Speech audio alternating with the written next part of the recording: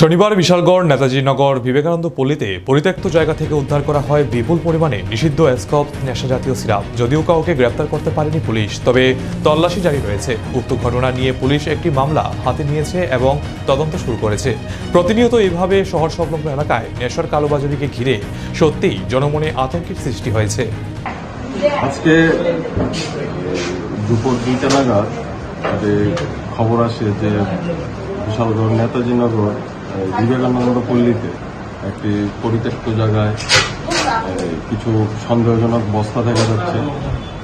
তো ওই সংবাদের ভিত্তিতে আমরা ওই এলাকাতে আমাদের সাব ইন্সপেক্টর সিওরিক যাই, গিয়ে ওই পরিত্যক্ত জায়গায় সার্চ করে 3টি বস্তা পাওয়া যায়, যার মধ্যে দেখা যায় স্কপ জাতীয় সিরাপ আছে, অবৈধ সিরাপ আছে।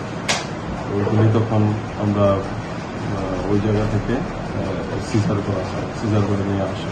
সামগ্রী উদ্ধার হয়নি, আমাদের প্রাথমিক পর্যায়ে তদন্ত চলছে।